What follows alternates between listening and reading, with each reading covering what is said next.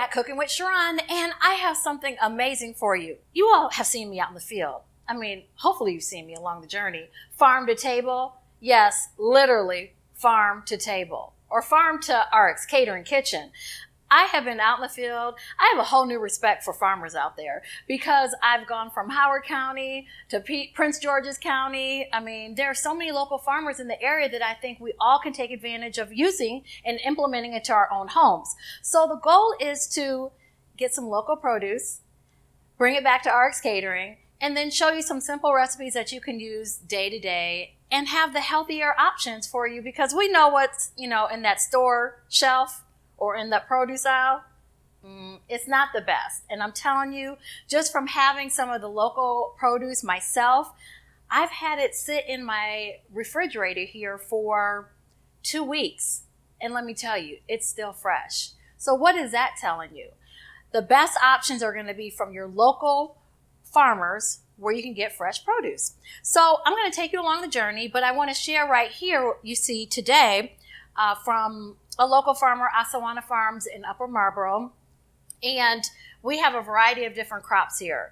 And trust me, I was out there actually harvesting some of this stuff. It was actually kind of fun, and I learned along the way. But as you see right here, okra, we're going to incorporate. I'm not a big fan of it, but trust me, once you see this recipe that I'm going to show you today, you're going to love it.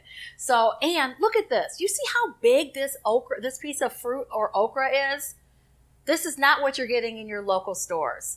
So that's another great option of why we should shop local. Right here, we have some different leaves. You probably haven't heard of them or seen them, but trust me, they are healthy for you. Right here, we have okra leaves. So this goes hand in hand with the okra.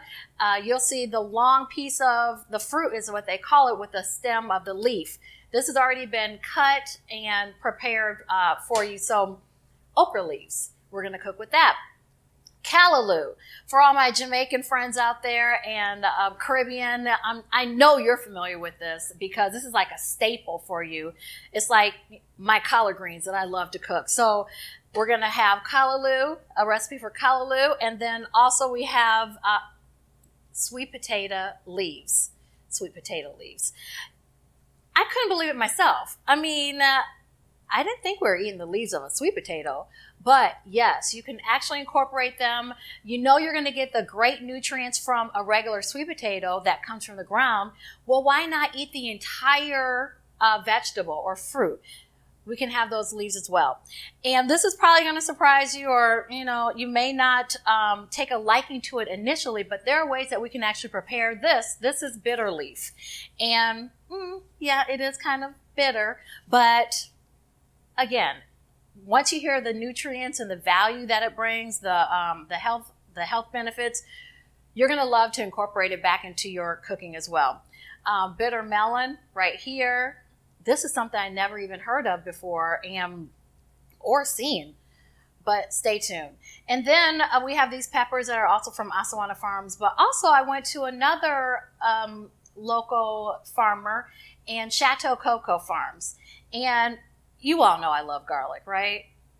I cook with it all the time. So I was super excited when she had some garlic options. And we'll get into, okay, these are different types of garlic. No, this is the same garlic. This is actually elephant garlic. One looks like this.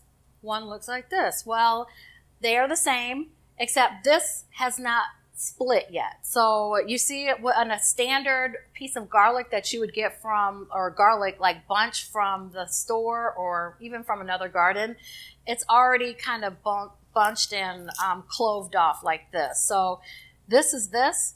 It just hasn't done this yet. And the benefit of sometimes using a piece of garlic like this, so you don't have to go, if you need a large amount of garlic, which I probably will, I don't have to go through and cut and mince something small like this. I can just go straight to this option. So we're going to incorporate that, of course, today. And then these are just some traditional yellow onions. So, how did I forget this? It was sitting right here.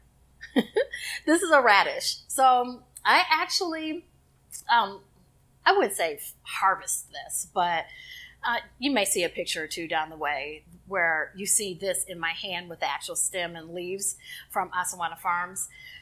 I'm super excited, you all, and I can't wait to share these recipes with you, and I know that's going to be a benefit for everyone. It's going to be a win-win.